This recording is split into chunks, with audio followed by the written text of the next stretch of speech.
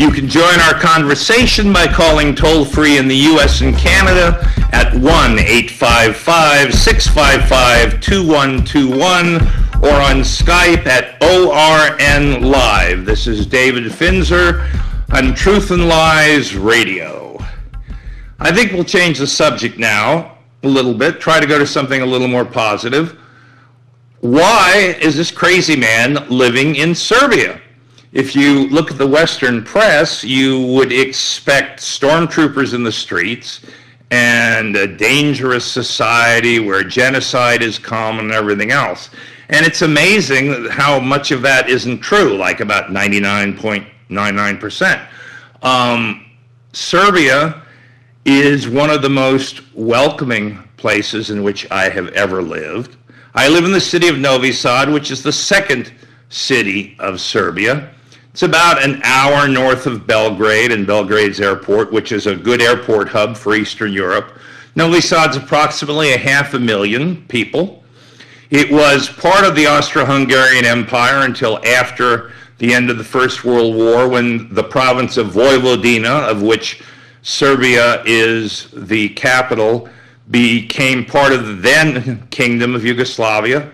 And Novi Sad is a Baroque city. It's an amazing thing. What they've done with their downtown, what they call Centar, is so different from so many American downtowns I've seen that's falling apart. We're lucky enough, because this is a multicultural society here, we have two beautiful landmarks in the center, the world-renowned Catholic Cathedral that you see on postcards from Serbia, and then just a block away where I go to church is Saborna Crkva, the Orthodox Cathedral of St. George, and rows of shops all in one beautiful pedestrian mall. And anytime the sun is out and it's halfway warm, and of course their definition of warm here is a little different than the one we had when I was growing up in Florida. All the cafes have tables out with umbrellas for coffee, etc. And it's absolutely beautiful and amazingly, absolutely safe. Housing is incredibly cheap. I live in a 3-story house, 5,000 square feet, a big yard, all walled, completely furnished with everything, and I pay 1,500 euros a month.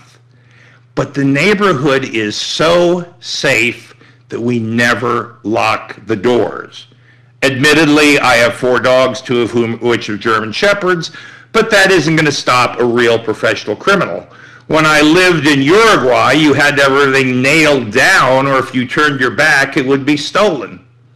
I also find that while the people of Novi Sad don't like the American government because of the war crimes that were committed when they bombed here, in fact, the United States used depleted uranium slugs, which have caused this city, parts of the city, where the slugs were all buried, the housing all around it, to have much higher levels of certain illnesses. They love the American people. A high percentage of people speak English. I speak just enough Serbian to say hello, goodbye, please, thank you. And it's amazing. Every time I say it, I get this huge smile and people appreciate it. When I bought some furniture when I first got here, I went to the biggest furniture store I've ever been to. It was called Vitorog. It had 75,000 square feet of furniture. Just huge, went on forever and ever and ever. And I bought some things and was talking to the lady at checkout, and she said, you know, I don't like the American government, and some Americans I don't like, but I like you, because you like us. These are the nicest people I have met in Europe. Western Europe, I find oftentimes very arrogant. They think that everybody from America comes from some hick town in the middle of the Badlands, I guess. And with Serbians, they're an honest, forthright society that I find it's very easy in which to work. The medical care here is excellent. I have suffered for 12 years with an open wound with a Staphylococcus aureus infection that I picked up in the Caribbean. And for 11 years that wound stayed closed, and with medical attention here, it has now been closed for months, and the skin that was eaten away has come back. So I plan on staying here for quite a while, and because it's so economical to live, slowly but surely other people are starting to dribble in. Now, it does not consider itself a place for immigrants. They haven't thought about that. They have, to a certain extent, a fortress mentality, but when you've been bombed by NATO, you might get that feeling yourself. But the few Americans I know who live here, none of them have had any problems, and it's a great place to do business from. Now, if you have a local business, the rules are horrendous. If you take all of the worst European rules, they have them. But if you have a company in another country, could even be a tax haven country, and then set up what's called a representative office here, that can operate virtually tax-free. You pay 20% tax on your expenditures, but you get to control what your expenditures are. And you don't actually do business here, but you can do business every place else in the world. In fact, right after my show, Expat Entrepreneur is going to be on, and I invite you to listen to that because Darren will be talking about expat entrepreneurs, how to set up offshore businesses, etc.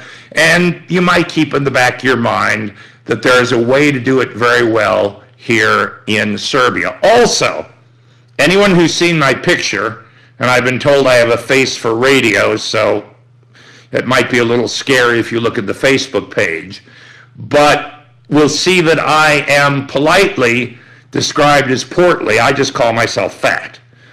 And Serbia has, in my opinion, and I've traveled all around the world, on average, the best food in the world. It has a combination of Slavic food and Mediterranean food and Italian food and Greek food, and the portions are incredible. They have never heard of portion control. I was a McDonald's junkie until I moved here.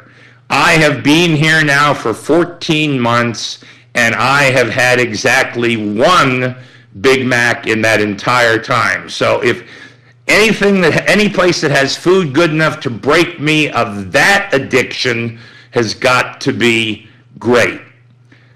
Now, like I said, there is a lot of English spoken.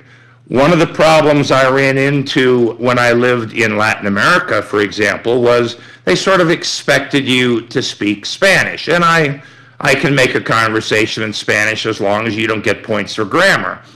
But here, if you just, when I went to get my x-rays, for example, when the doctor was done and gave me the x-rays, I turned to him and just said, "Hvala puno," which means simply, "Thank you very much." And he got a big smile on his face and turned to my doctor friend who speaks English and was so happy that I spoke Serbian.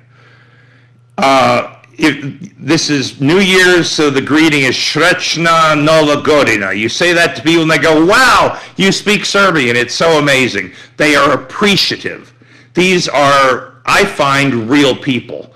You know, I really have a problem personally with modern politically correct language where you have to find words that don't mean anything or that might not hurt anybody's feelings.